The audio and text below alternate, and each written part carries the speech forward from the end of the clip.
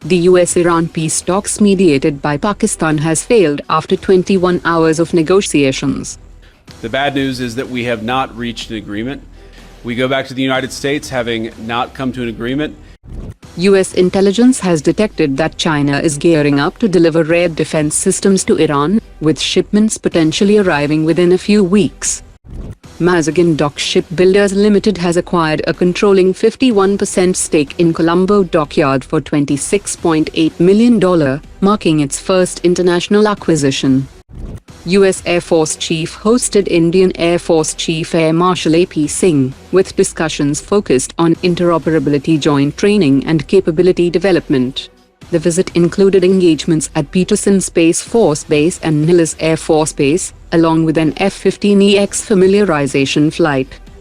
NewSpace Research and Technologies is developing a layered unmanned ground combat ecosystem built around multiple platforms, each designed for a specific battlefield role, including mobile firepower, intelligence surveillance and reconnaissance, and electronic warfare capabilities. France-based Flying Whales has partnered with Maharashtra-based PLP Group to establish an assembly line for its cargo airships in Tamil Nadu. Haryana-based Rayonix has developed a drone catcher system, enabling the neutralization of hostile UAVs in sensitive and high-security zones. Haryana-based SS Innovations has unveiled a specialized drone, capable of enabling real-time remote surgery by expert surgeons on wounded soldiers, enhancing battlefield survival and forward medical care.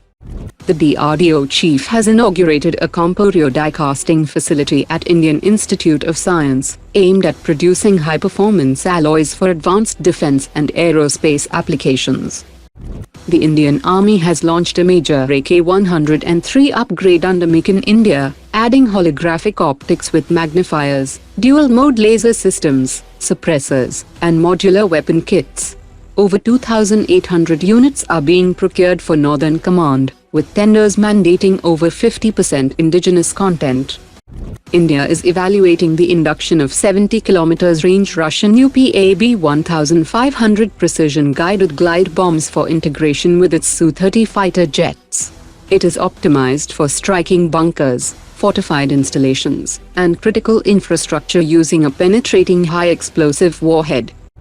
IG Defense has confirmed plans to develop the IG Jwala short-range missile system, positioned as a all-weather rapid-response high-precision battlefield weapon. With vehicle-mounted and static deployment capability, the system will use solid-fuel propulsion, inertial navigation with terminal guidance, and indigenous control algorithms. Hindustan Aeronautics Rudra attack helicopter has been spotted with a new tri-tube launcher carrying 3 Dhruv Astra ATGMs on a single pylon. Key flight tests expected around mid-2026, and successful validation will accelerate induction of enhanced ATGM capability on both Rudra and Prachand attack helicopter platforms. India and Germany have agreed in principle to the Inter-Government Agreement Framework, ensuring that the German government will stand behind commitments related to delays, technology transfer, and long-term support obligations, adding a sovereign guarantee layer to the contract with ThyssenKrupp Marine Systems. Russia has proposed that India should commit to procure at least 100 Su-57 fighters under a localized production model, accompanied by transfer of technology. The proposal goes beyond the Indian Air Force's current interest, which is understood to be limited to a smaller government-to-government deal for approximately 40 to 60 aircraft as an interim capability. A larger order size for 100 aircraft would be necessary to justify the capital investment required for local production infrastructure at Hindustan Aeronautics.